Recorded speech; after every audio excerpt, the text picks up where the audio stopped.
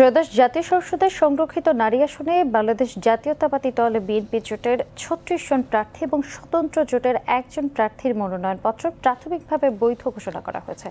আজ রাজধানীর আগারগাঁওয়ে নির্বাচন কমিশন ভবনের অডিটোরিয়ামে মনোনয়নপত্র বাছাই কার্যক্রম শেষে এ তথ্য জানিয়েছেন রিটার্নিং অফিসার মঈনুদ্দিন খান। এ সময় সহকারী রিটার্নিং অফিসার মনির হোসেন উপস্থিত ছিলেন। পরে সাংবাদিকদের ব্রিফিং কালে রিটার্নিং অফিসার মঈনুদ্দিন খান বলেন, ২২ এবং ২৩ এপ্রিল মনোনয়নপত্র বাছাই শেষে বিএনপি জোটের ৩৬ জন, স্বতন্ত্র জোটের একজন এবং জামায়াতের নেতৃত্বাধীন ১১ দলীয় জোটের ১৩ জন প্রার্থীর মধ্যে ১২ জনের মনোনয়নপত্র বৈধ এবং একজনের মনোনয়নপত্র বাতিল করা হয়েছে।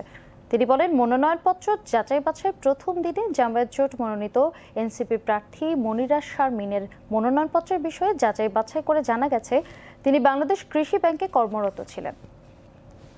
আরপিও অনুযায়ী সরকারি চাকরি থেকে অবসর গ্রহণ বা চাকরি ছাড়ার ৩ বছরের মধ্যে নির্বাচনে প্রার্থী হতে পারবেন না। সে অনুযায়ী ১১ দলীয় জোট মনোনীত এনসিপির প্রার্থী মনিরা শারমিনের মনোনয়নপত্র বাতিল ঘোষণা করা হয়েছে।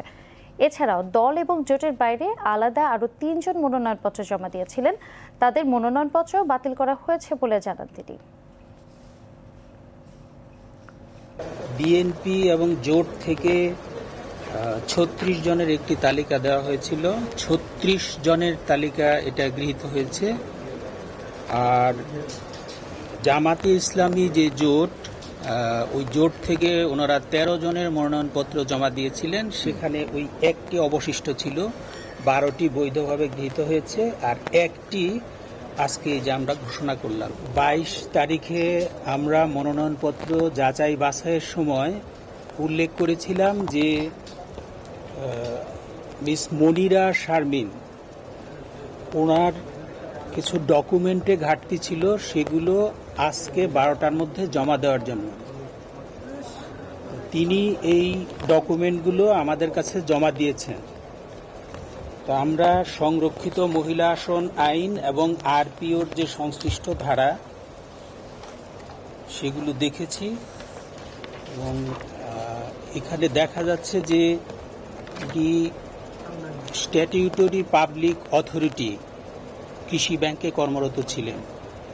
এক্ষেত্রে আরপিওর 1972 এর 12 চ অনুযায়ী কোনো পাবলিক স্ট্যাটিউটরি অথরিটিতে কর্মরত থাকলে সেখান থেকে চাকরি থেকে অব্যাহতি নিলে বা অবসর গ্রহণ করলে ৩ বছর অতিক্রান্ত হতে হয়। তো ওনার ক্ষেত্রে এই ৩ বছর অতিক্রান্ত হয়নি, বিধায় এই মনোনয়নপত্রটি বাতিলযোগ্য।